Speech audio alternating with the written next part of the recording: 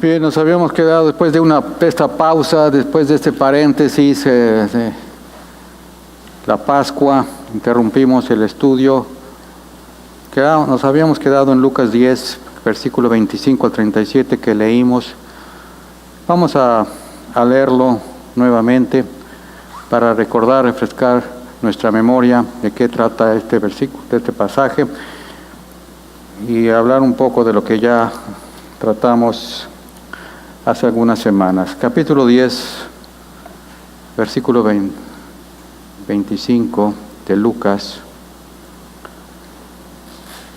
Y dice la palabra del Señor así. 10, 25 todos. Y aquí un doctor de la ley se levantó, tentándole y diciendo: Maestro, ¿haciendo qué cosa poseeré la vida eterna? Y él le dijo: ¿qué está escrito en la ley? ¿Cómo lees?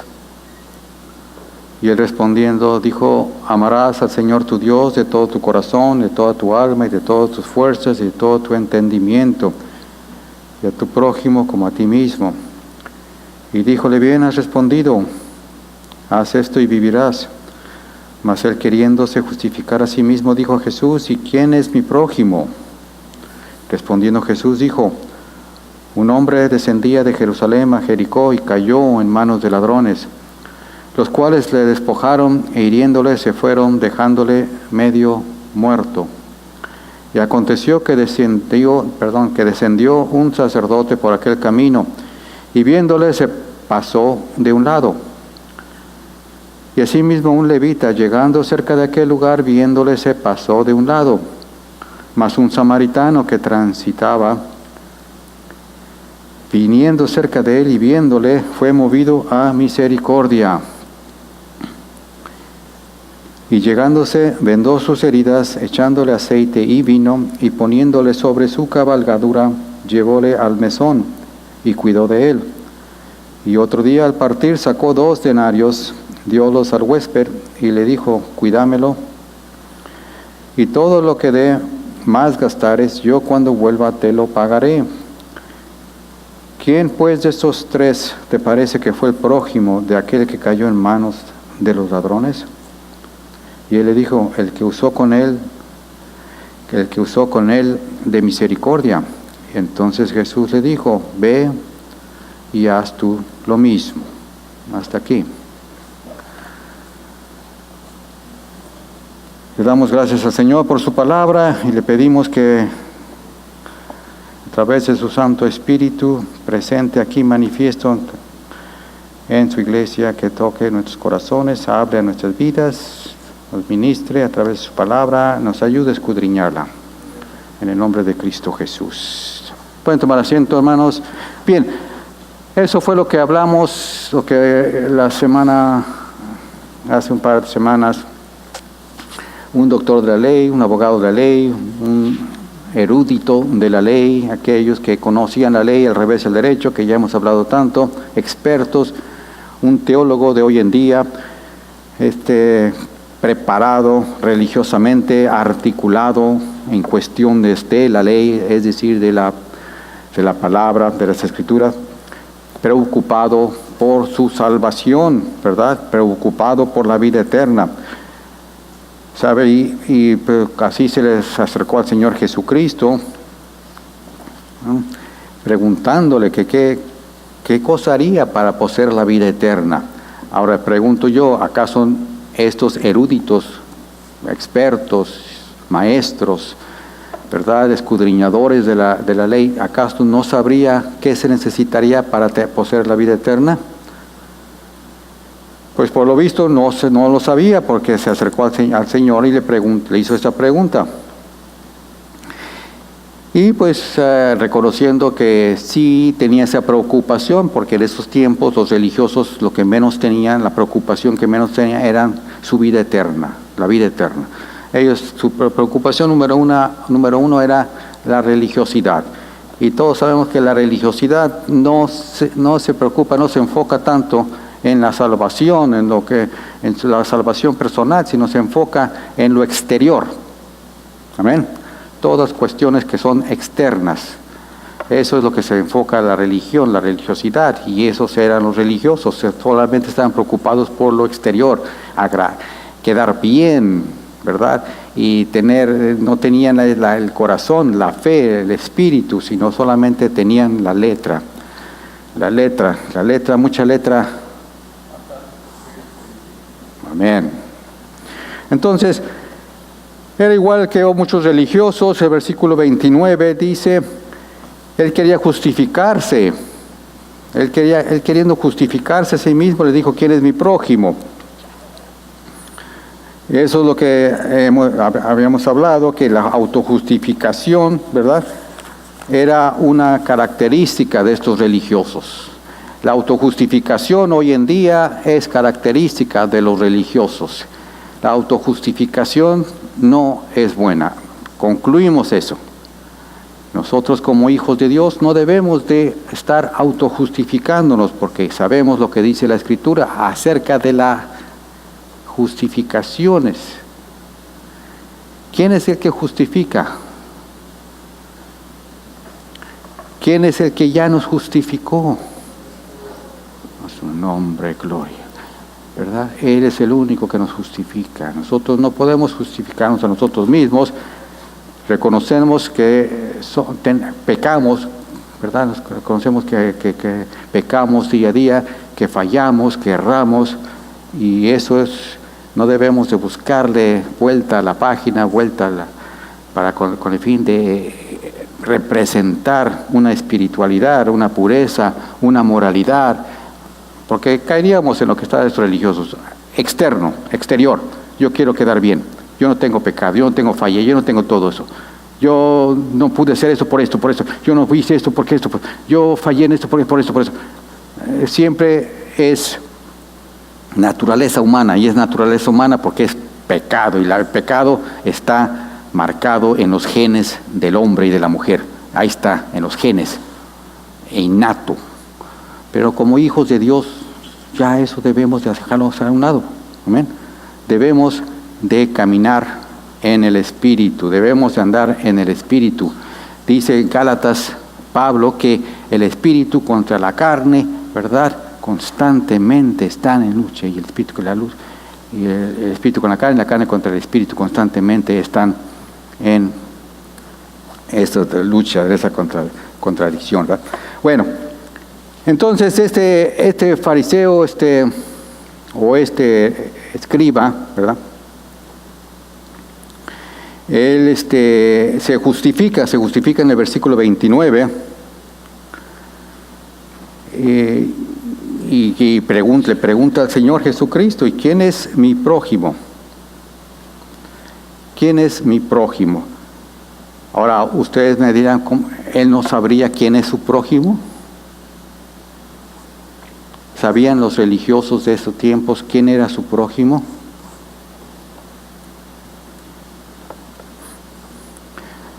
¿Ustedes qué piensan? ¿Sabían o no sabían?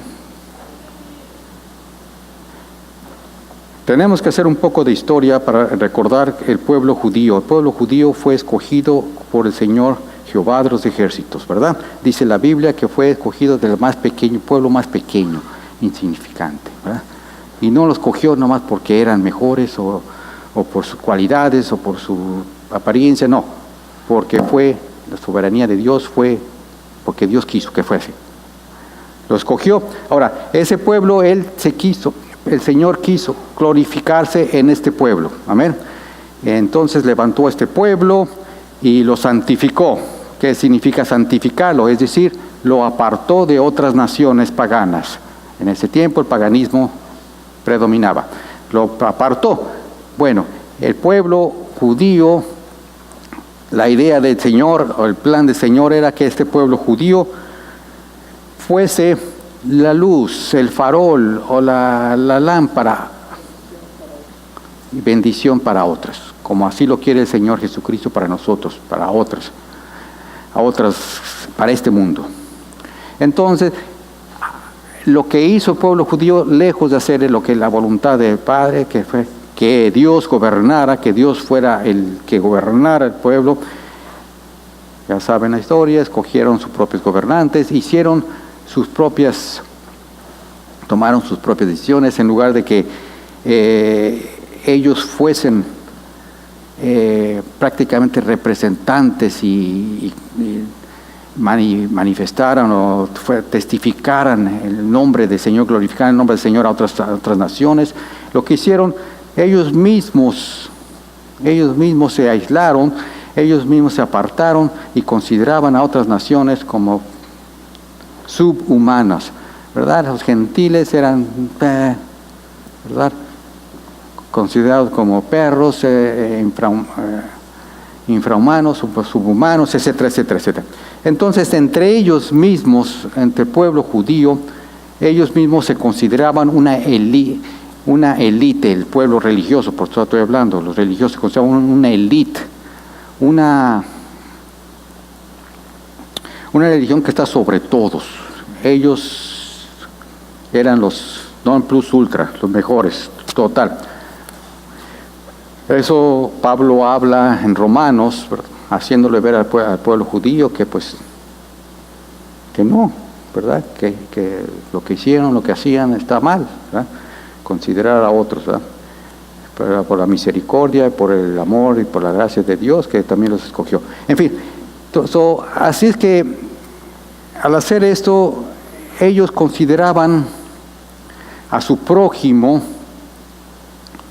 no al gentil. ¿Me siguen? El gentil es que para los paganos, no consideraban, ellos no lo consideraban, para ellos solamente tenían que ser judíos para poder socializar, para poder llevarse entre ellos, ¿verdad? Porque las demás, las otras religiones, o el paganismo, los gentiles, no eran para ellos, ¿verdad? No eran para ellos su prójimo. Y en este caso, pues pone el Señor Jesucristo ¿a quién como ejemplo? A un samaritano. Y los samaritanos eran archienemigos de los judíos, ¿verdad? Los consideraban peores, que no los querían ver, no los podían, ni querían pasar por su tierra.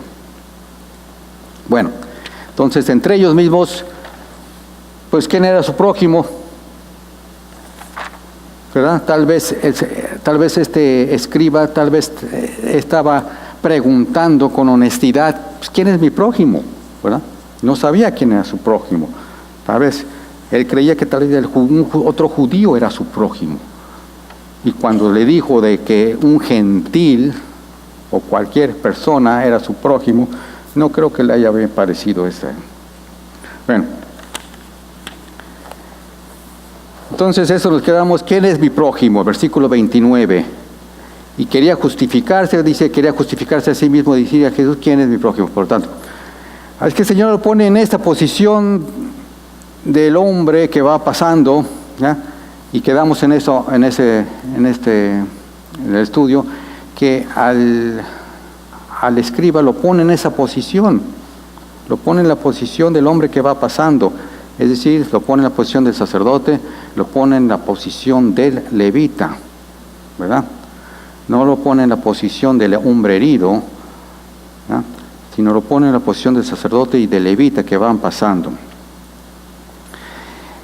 Y dijimos que esta enseñanza del Señor Jesucristo fue un ataque, podemos decir un ataque, una agresión a este hombre, a este escriba, por su autojustificación. Fue una enseñanza, por supuesto, pero fue de manera, a la vez que enseñándole, atacando su pecado, que era la autojustificación. Es decir, te voy a enseñar y te voy a enseñar tu pecado. Tu pecado es que te estás autojustificando. Entonces, al mostrarle que el amor a nuestro prójimo significa poder ver la necesidad humana, ¿eh? Eso es lo que el Señor Jesucristo le enseña con esta parábola. El amor a nuestro prójimo significaba poder ver la necesidad humana. Tener ojos para poder ver la necesidad humana con compasión. Lo que hemos estado hablando en los estudios últimamente, el poder tener la compasión de Cristo Jesús el tener la compasión de Cristo Jesús como hijos de Dios y como siervos, como cristianos. Eso es lo que debe de caracterizar a cada uno de nosotros. No ver distinciones, no hacer diferencias, no tomar en cuenta denominaciones o cosas por el estilo, porque él es así, porque él es así, lo rechazamos, por las cosas así. Tener la compasión, claro, no caer en el error de que pues soy cristiano y te voy a aceptar y te voy a amar No, hay que reconocer, como el Señor Jesucristo hacía, veía el pecado y le enseñaba su pecado que anda. Enseñaba el mal en que se encontraba y le daba la opción a la persona de, en ese momento, aceptarlo por fe o rechazar lo que es fe. ¿Me siguen? El mundo, estamos rodeados de pecado, estamos rodeados del mundo, lo que hemos hablado tanto de las modas, las costumbres, la tolerancia, lo que enseña la religión, el ecumenismo y tantas otras cosas que enseñan que hay que aceptarnos a todos tal y como somos, hay que amarnos unos tal y como somos. Y que el Señor, la palabra nos enseña que Dios acepta al pecador, pero no acepta el pecado. Entonces, si nosotros vamos a hacerle ver también a la persona con amor, con compasión, teniendo la compasión, la gracia que el Señor nos mostró compararnos con nosotros, para hacerle ver el pecado que se encuentra. Si la persona no se quiere apartar de eso, ¿qué hacemos?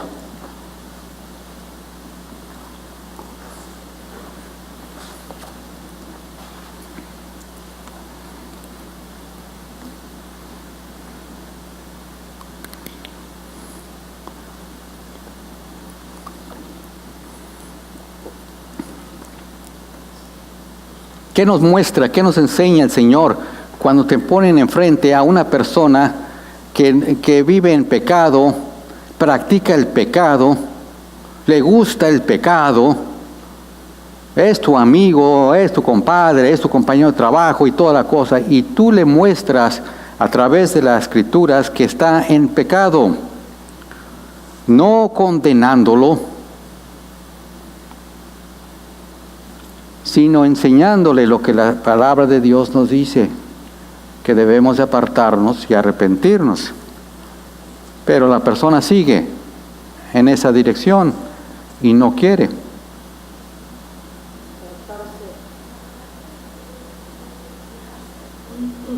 Señor, muy bien.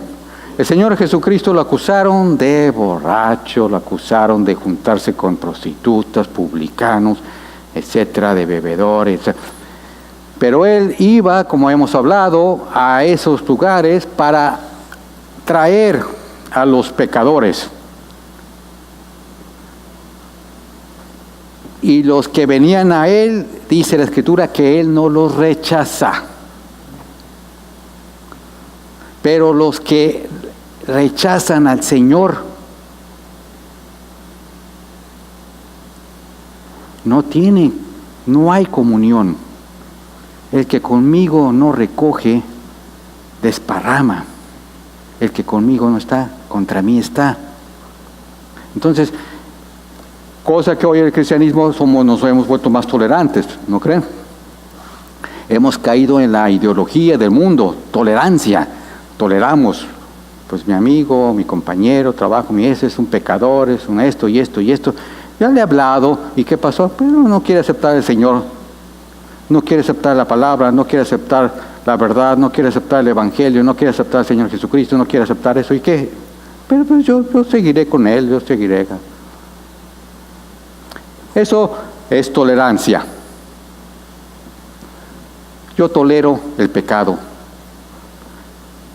que hemos hablado tantas veces. Yo toleraré el pecado de esa persona. Y como dice el dicho del mundo, el que con lobos anda, ¿verdad? A ratito se vuelve lobo también. Aquí está una escritura de San Juan Báutico, 22 dice el 23, algunos que dudan convencerse, a esos que tienen dudas de si sí o si no hay que convencerlos. Hay que seguir ahí tratando de que lleguen al conocimiento de la verdad. A otros, aquellos que no dudan, sino que no quieren saber nada, dice, si es posible a otros salvarlos del fuego, del infierno, y de otros, los que no quieren saber nada, no quieren arrepentirse de sus pecados, que tener misericordia con temor, aborreciendo a una ropa contaminada por sus manos. ¿Sabrán eso? No sé. Si los otros no se quieren arrepentir y no quieren vivir en su vida, dice que hay que tener misericordia de ellos con temor, misericordia. Seguir orando por ellos, pero no, ya ora por ellos.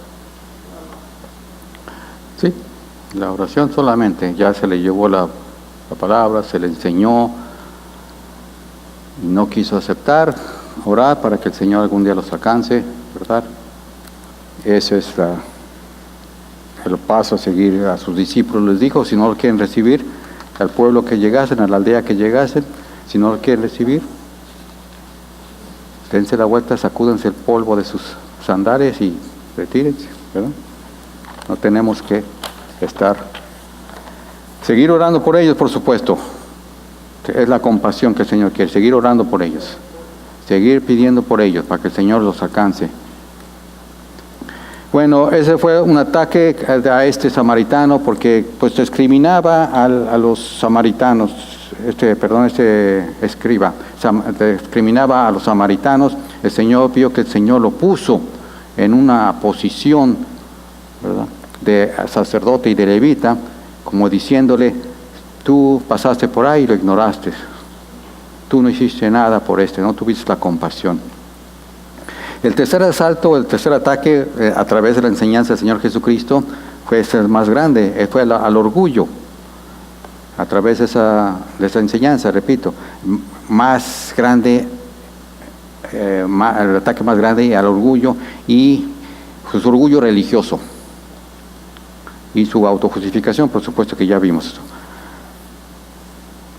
Entonces, el dolor o lo peor para este escriba fue que el samaritano fue el héroe de esta historia.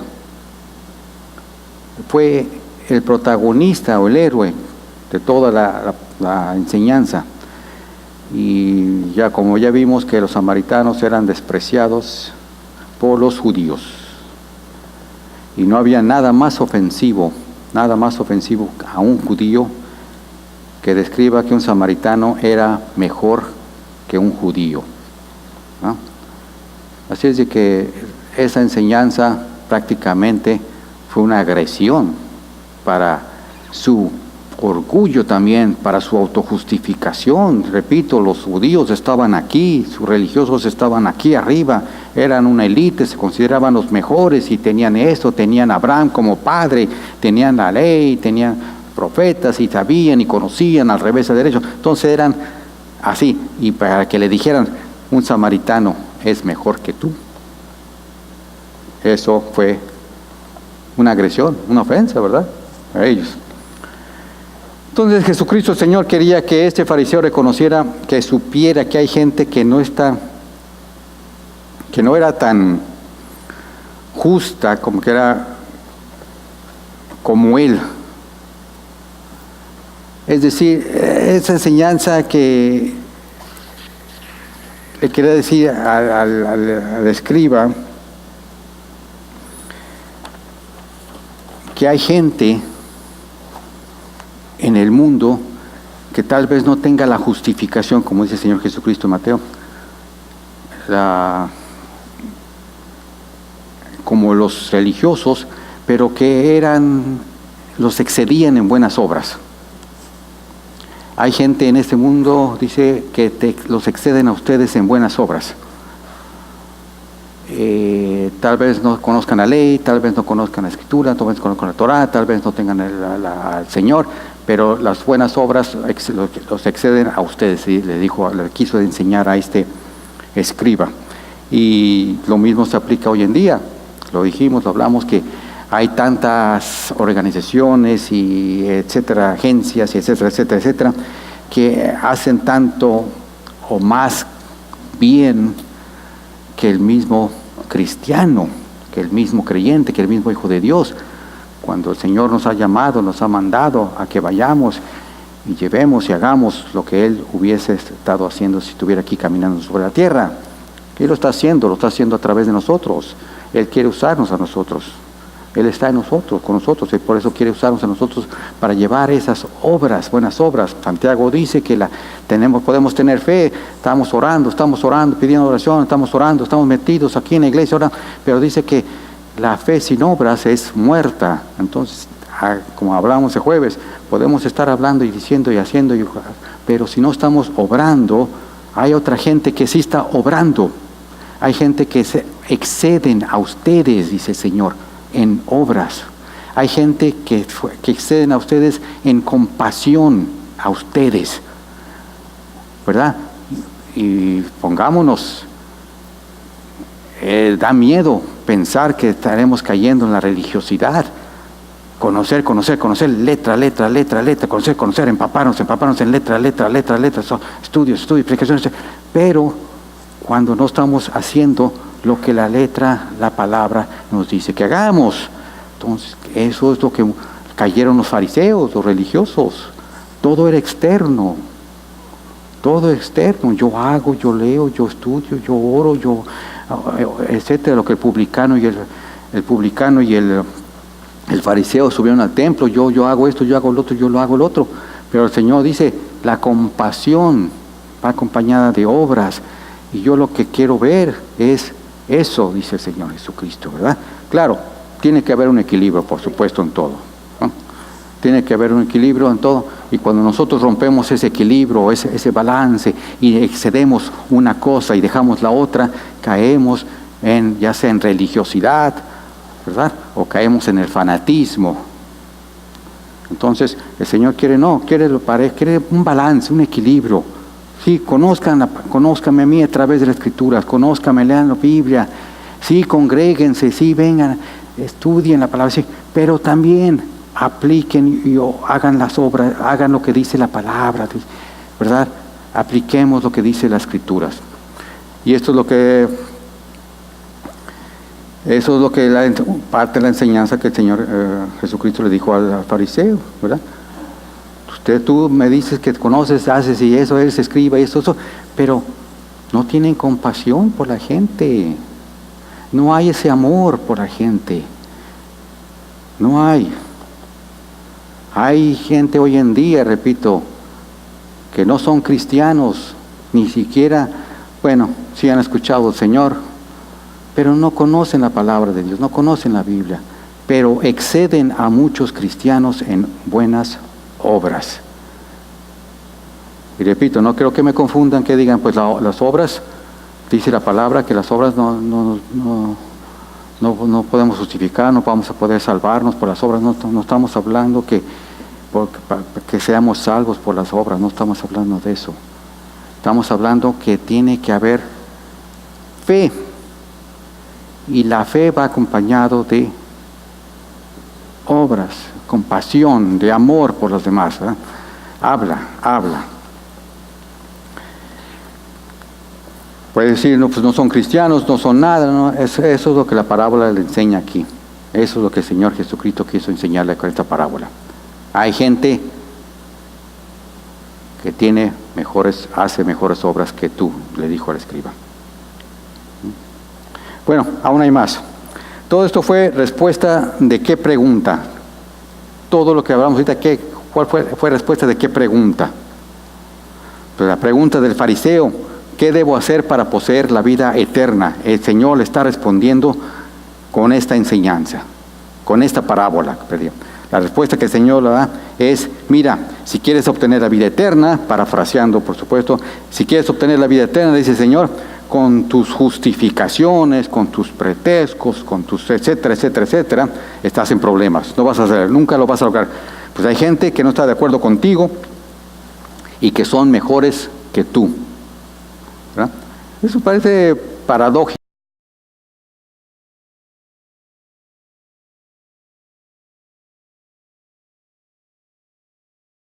¿verdad? Que no están de acuerdo no estarán de acuerdo con las escrituras, o no conocerán las escrituras, o no conocerán el evangelio, pero son mejores que uno. Son mejores que uno.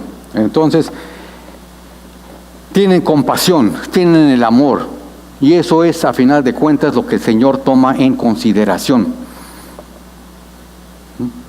No lo bonito que cantamos, o que alabamos, o que servimos, o que venimos, o que hacemos, o que no que eso, sino realmente lo que nosotros manifestamos a nuestros prójimos, nuestros semejantes, ¿verdad? Y por supuesto llevándole la palabra que el Señor quiere.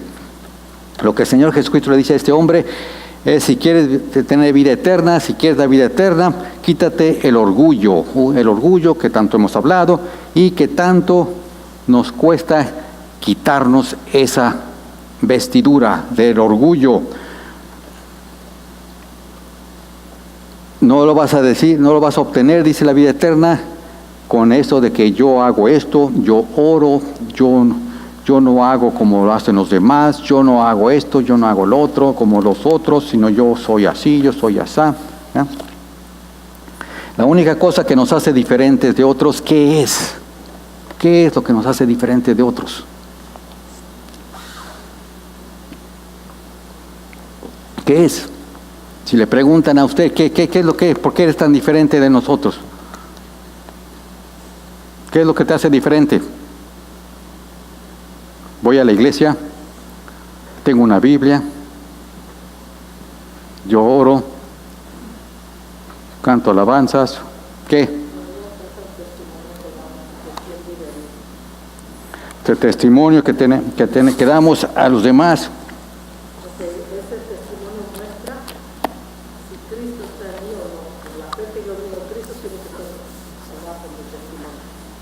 Y ese testimonio se manifiesta, por supuesto, porque el testimonio es el reflejo, es Cristo en mí, en ti, ¿verdad?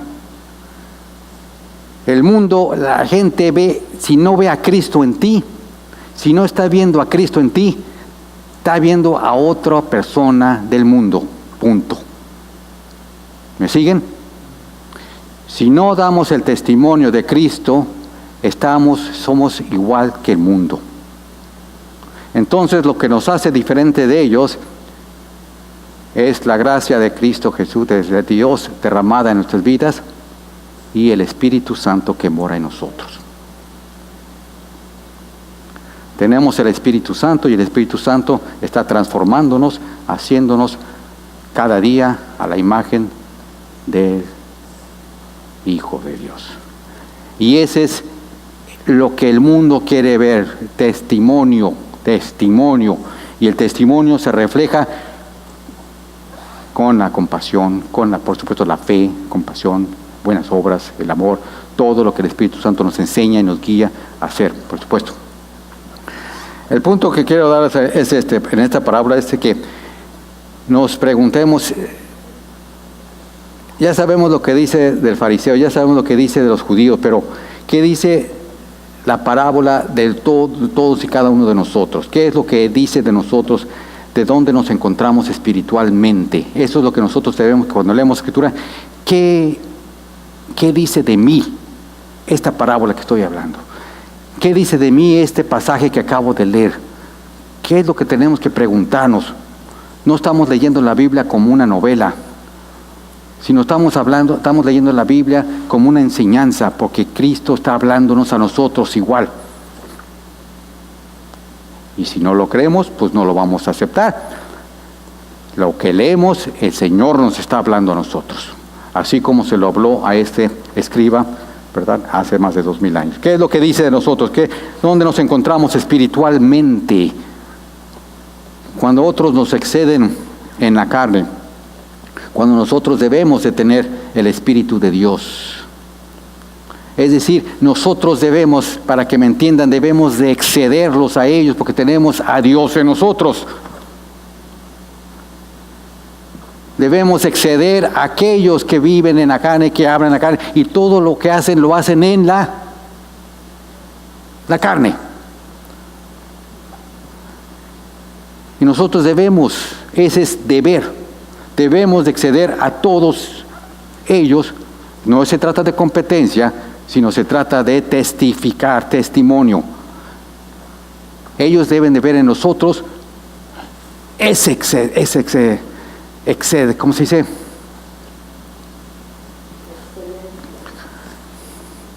Bueno, usamos excelencia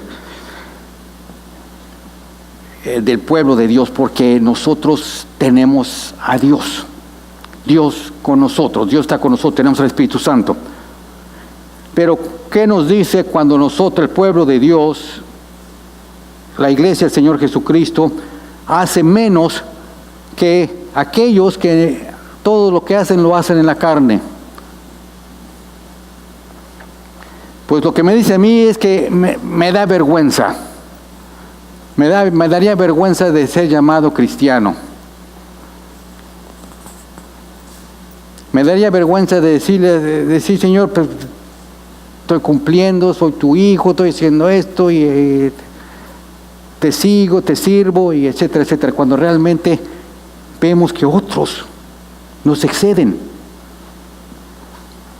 Pero ellos lo están haciendo en la carne, me pueden decir. Ellos no tienen el Espíritu. Pues sí, tienen razón.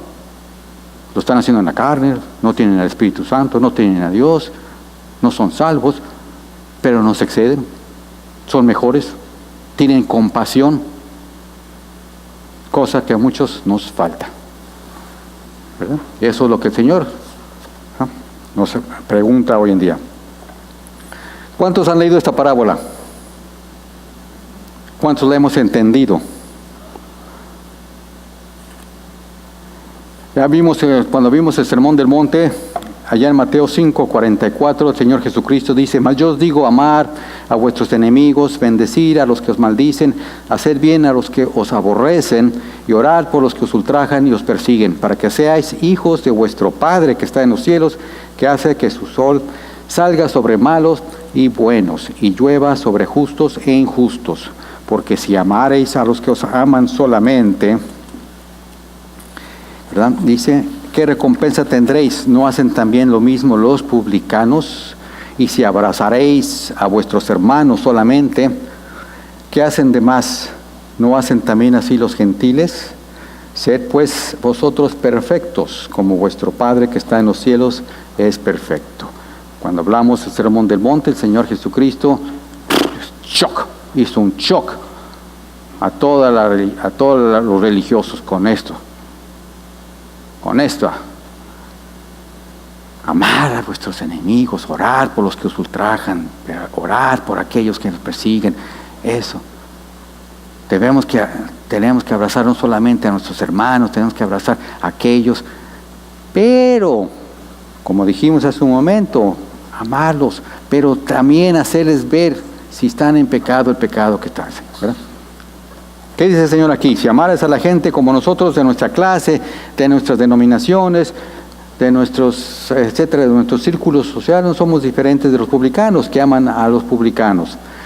Pero peor que eso, la parábola del buen samaritano dice que hay mucha gente pagana en este mundo que hace mejor que nosotros. Repito, es lo que está hablando la parábola. Que hay mucha gente pagana que tiene mayor compasión que nosotros. Cuando nosotros se supone que debemos andar, como dice Pablo en Gálatas, en el Espíritu. Ahora, no se trata de, aquí le habla el Señor Jesucristo de las obras, de la compasión que tuvo, ¿verdad? Compasión, porque levantó al herido, lo vendó con aceite, lo llevó al mesón, le pagó al mesón. Eso fue dándole un ejemplo de buenas obras, de compasión por esta alma. Pero la compasión se refleja no solamente, pues si voy a ver si hay un herido o hay un lastimado, entonces yo voy a ver. No, la compasión se refleja de muchas maneras. La compasión se manifiesta de muchas maneras. No solamente se manifiesta, pues no está herido, pues no está lastimado, no tiene ningún problema, por lo tanto yo no hay nadie que esté lastimado, entonces yo no tengo por qué mostrar compasión. La compasión, repito, se manifiesta de muchas maneras. ¿Cómo?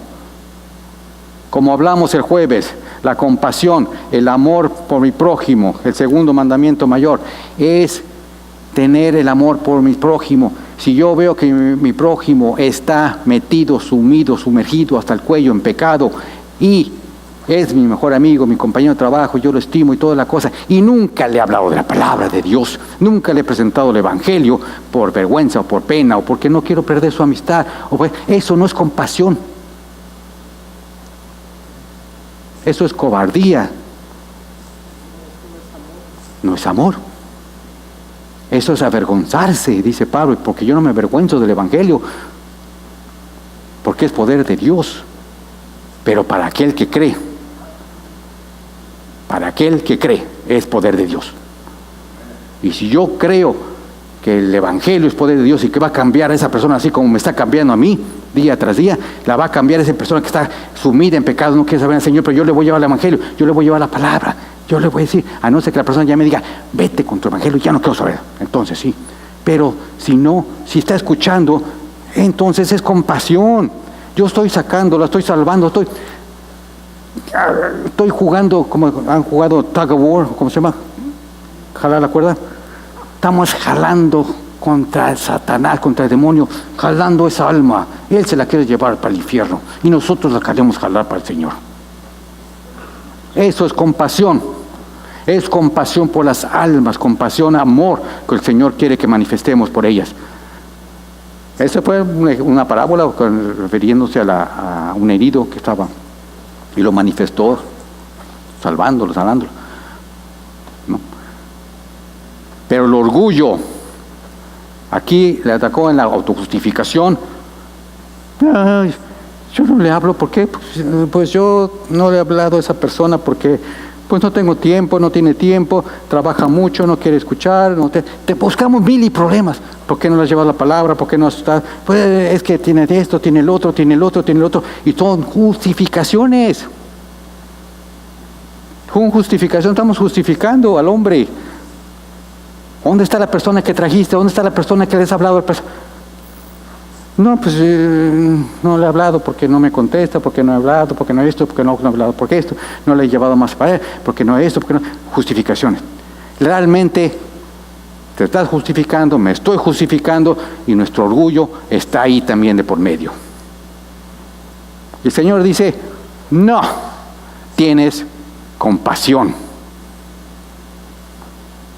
Lo que hiciste es solamente en llevar la palabra es algo religioso, con tratar de agradar a los demás. Gracias, Benito. Con tratar de agradar a alguien, o tratar de impresionar a alguien, o tratar de verte espiritualmente obediente. Traje a alguien al Evangelio, a la palabra, y aquí está en la iglesia, o fui, llevé la palabra, y no. El Señor ve el motivo realmente, ya lo hablamos, ve el motivo de todo lo que hacemos, lo hagamos para el Señor, dice la palabra, y si lo hacemos para el Señor, no dejémonos de estar tratando de engañar a Dios, no puede ser burlado. Lo vamos a hacer con amor, con compasión, porque queremos esa persona que sea salva, que llegue a los pies del Señor, que conozca el Evangelio, que esté aquí con nosotros sentado, realmente. No lo haga no solamente por impresionar a la iglesia, que hermano que llevó la palabra, que trajo un invitado, que trajo, nada de eso.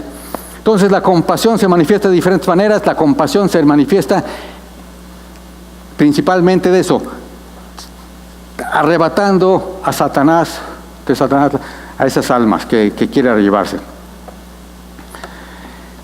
Entonces, si no hacemos eso, si no hacemos lo que el Señor nos habla, nos dice, y estaremos siendo igual que los publicanos, estaremos siendo igual que estos escribas, estaremos siendo igual que los religiosos,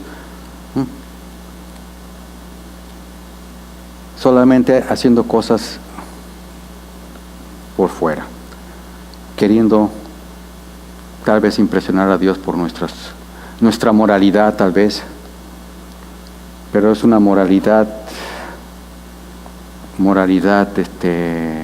falsa, ¿verdad? Entonces, como ven, debe haber mayor nivel, un estándar mayor para el Hijo de Dios. Dios exige un estándar más alto. Sí. Dice Mateo dice, que iba a leer ahorita. porque digo que si vuestra justicia no fuere mayor que la de los escribas y fariseos, no entraréis en el reino de Dios. Precisamente ese que le iba a leer. Entonces, cuando excede la justificación, a las buenas obras, a la compasión del mundo, a nosotros, el Señor mismo lo dice, no entraréis en el reino de los cielos,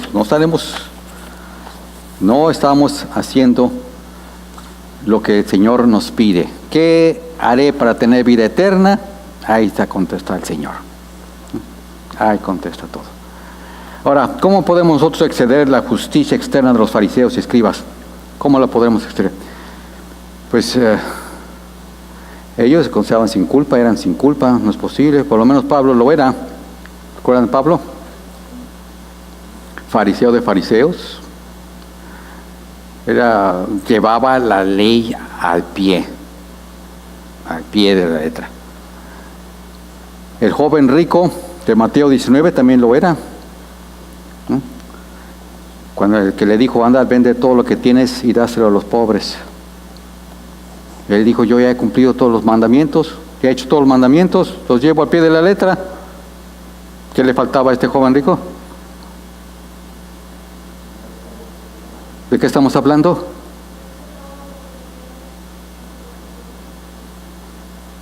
¿Perdón? Compasión, amor al prójimo. Dáselo a los pobres que tienen necesidad. Tú tienes mucho, dale lo que tienes. Dios te ha bendecido demasiado. Bendice a otros con lo que Dios te ha bendecido. Compasión a los otros, ¿verdad? Tampoco quiso, ¿verdad? También lo mismo, sí. Yo creo que todo esto está aquí explicado en Romanos 10, que dice, hermanos, ciertamente el anhelo de mi corazón y mi oración a Dios por Israel es para salvación, porque yo les doy testimonio de que tienen celo de Dios, pero no conforme a ciencia, porque ignorando la justicia de Dios y procurando establecer la suya propia, no se han sujetado a la justicia de Dios, porque el fin de la ley es Cristo, para la justicia que va a ser suprema. Porque de la justicia que es por la ley, Moisés escribe así, el hombre que haga estas cosas vivirá por ellas. Pero la justicia que es por la fe, dice, así me digas en tu corazón, ya habla ahí cómo es la fe. Los fariseos fallaron porque ellos trataron de establecer su propia justicia, y no la justicia de Dios, y la justicia de Dios es Cristo. Entonces, lo que hace diferente y lo que hace excelente cuando uno hace las cosas al prójimo, no es para establecer que yo tengo Cristo, que yo aborto, que yo hice, que yo doy, que todo. Dice que aunque diera todos sus bienes, diera su cuerpo para hacer, eso no le va a ayudar. Lo que le va a ayudar es que lo hace porque tiene a Dios a eso. Y es el Espíritu Santo que le mueve, y es Dios que le mueve, y toda la gloria y toda la honra se le da a Dios. No se trata de pavonar a esa persona. Amén. Amén. Eso es una cosa. Porque las obras de los fariseos y escribas eran buenas, pero no eran conforme a ciencia, no eran conocimiento de Dios. No lo hacían conforme a Dios, lo hacían para ellos establecer su propia justicia. Quieren llevar su propia gloria, no le daban la gloria a Dios, por supuesto. Y eso es precisamente lo que el Señor aquí a través de la enseñanza mostrar, ¿verdad? Entonces, bien de exceder de justificación. Lo que el Señor, el punto es este de este versículo que acaba de mencionar mi esposa. Jesús le dice, se necesita renovar el corazón. El corazón necesita ser transformado. Se necesita nacimiento de nuevo. Nacer de nuevo. Ser otra persona. Ser otro yo, otra persona, otro Oscar, otra fulano, tal. Si no se nace de nuevo, se sigue siendo el mismo de que era antes. Una justificación de Dios se viene justificando y justificando, y eso se caracteriza aquello que no es nacido de nuevo. Por eso el Señor dijo a Nicodemus, ¿recuerdan de Nicodemus? Aquel que fue a buscar al Señor de noche. Era un fariseo del Sanedrín, ¿verdad? Le dijo, era bueno en obras morales, era bueno moral, recto y fariseo, ¿verdad? De verdad, un fariseo de verdad. Le dijo que el que no naciera de nuevo,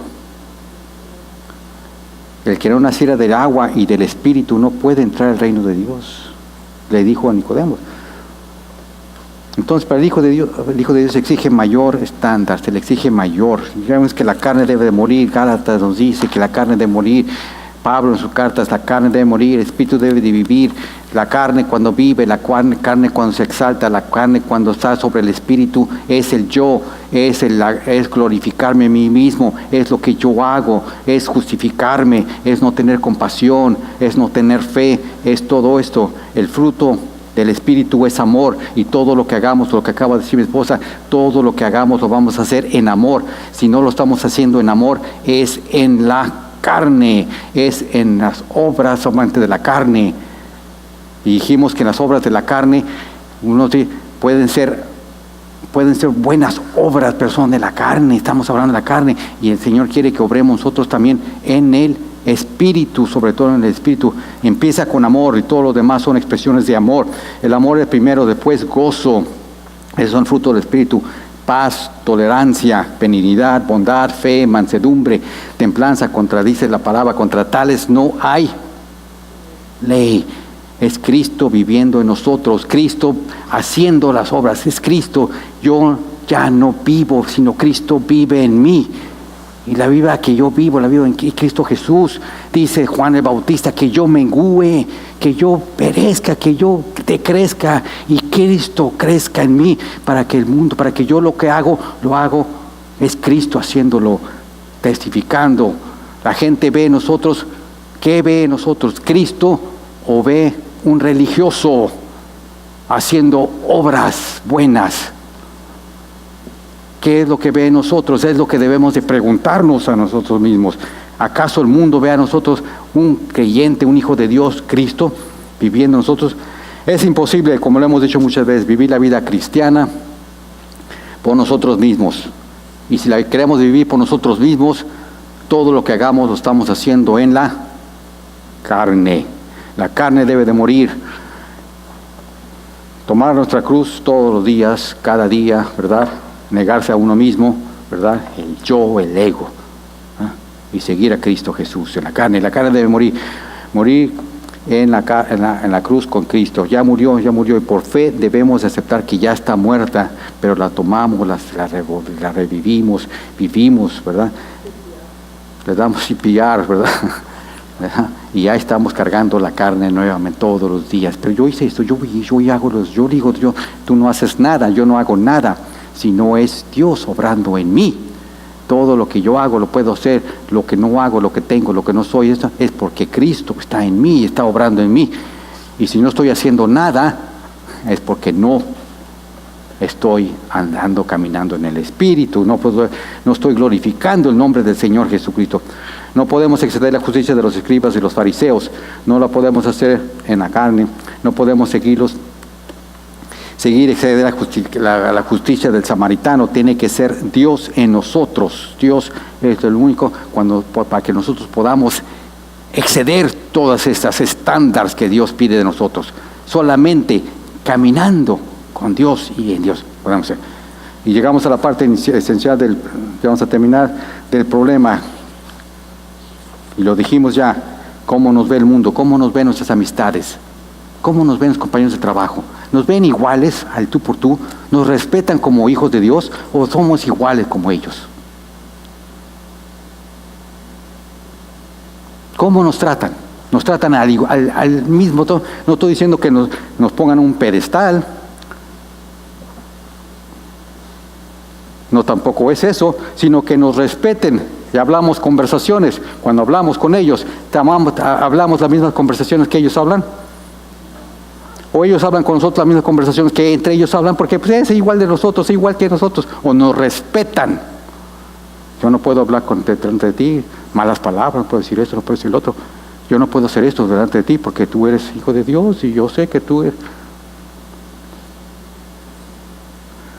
En mi trabajo, yo nunca le dije que fui pastor o era pastor en esos tiempos. Ellos se dieron cuenta, pero no sé cómo. Pero la cuestión era esa. Cuando se reunían y empezaban a hablar más con sus tonteras y cosas por el estilo, yo me alejaba, me iba por otro lado. Ellos poco a poco se dieron cuenta que yo no me agradaba eso. Empezaron a hacerme preguntas y yo poco a poco fui diciendo que no, esto no estaba bien delante de Dios, etcétera, etcétera, etcétera. En fin, no les quiero decir toda la historia, pero lo que quiero llegar a punto es esto. Cuando ellos se acercaban conmigo y hablaban y uno se les salió una mala pregunta, ellos entre ellos mismos se disciplinaban. Cállate, no digas eso. Entre ellos mismos, porque ellos sabían que yo estaba presente y no toleraba eso para las palabras o esas cosas así.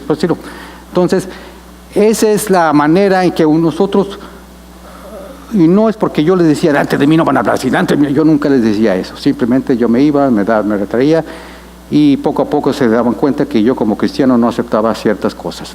Así es cuando el mundo tiene que aceptar, ver, en cada uno de nosotros tiene que ver que nosotros, estoy hablando frente a un cristiano. Y un cristiano tiene el estándar muy alto. Dios exige de él más que del mundo, porque Dios más es demandado. Si nosotros nos reunimos con compañeros de trabajo, estamos echando un relajo, haciendo las mismas cosas que ¿qué respeto hay? ¿En dónde ponemos el nombre del Señor Jesucristo? Mejor ni te llames cristiano. Mejor ni te digas que eres salvo. Dice la palabra que Él nos confió el ministerio de la Amén.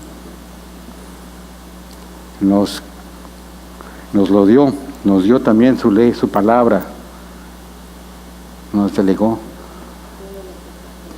todo lo que nos ha dado para que nosotros, ¿qué le hacemos? Cuando estamos con otros, hagamos lo que el mundo hace. ¿Qué fue? Pablo amonestó duramente a Pedro porque hacía lo mismo. Pedro lo que estaba haciendo con los judíos, hacía los judaizantes, se llevaba bien con los judíos, hacía lo que los judíos hacían, todo lo que y cuando estaba con los cristianos, hacía con los cristianos. Pero no lo amonestó por eso, lo amonestó por su hipocresía. Por eso. Cuando llegaron los judíos, no quiso que vieran los judíos con los gentiles. Llegó a Bernabé a participar de su hipocresía. No, Pablo no lo reprendió porque estaba comiendo con los gentiles y no estaba comiendo con los judíos. Porque dice Pablo, yo me he hecho judío, yo me he hecho yo me he hecho aquel para ganar al uno que sea. Nuestro Señor Jesucristo estuvo con prostitutas, pecadores, y se le acusó por eso, pero él no andaba haciendo lo que ellos andaban haciendo. No hay que caer en ese error, porque ese versículo muchos lo interpretan como justificación para andar haciendo sus travesuras.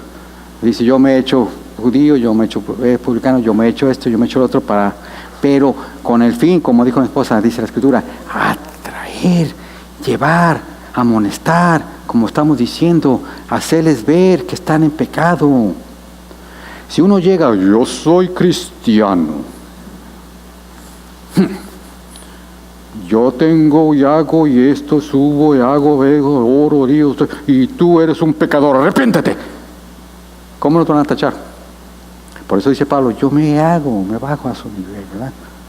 Pero para traerlos, como dice mi esposa, lo mismo hizo el Señor Jesucristo, hizo con los publicanos, hizo con las prostitutas, se metió para traerlos, no para justificarse y hacer lo mismo que hacen ellos. Eso porque ese versículo, entre tantos, lo usan los religiosos para justificar su pecado que andan haciendo y eso.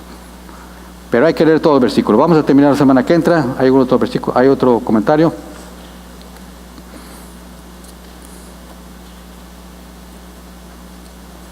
¿Cómo nos ve el mundo? Ahí nos vamos a quedar. ¿Cómo nos ve los que nos rodean? Hablar del mundo, estoy hablando de los que nos rodean. ¿Cómo nos ven nuestros hijos? ¿Cómo nos ven nuestros familiares? Y síguele tú cayéndote. ¿Cómo nos ve todos los que nuestras amistades? ¿Cómo nos ven realmente? ¿Qué concepto tienen? No es que nos preocupemos mucho por el concepto que tengamos de ellos, que tengan nosotros, sino realmente qué es lo que piensan, qué piensan realmente de nosotros, porque es el nombre de Cristo que estamos representando, hermanos, en todo caso. Eso es lo que estamos llevando en nombre en alto. Si nosotros somos considerados igual que ellos o peor que ellos, entonces estamos en problemas. Vamos a ponernos de pie. Si no tienen ningún otro comentario,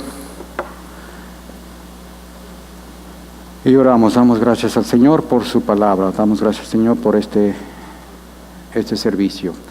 Padre, venimos ante tu presencia en el nombre maravilloso y poderoso de tu Hijo amado Cristo Jesús, alabando, glorificando tu santo nombre y dándote gracias, Señor.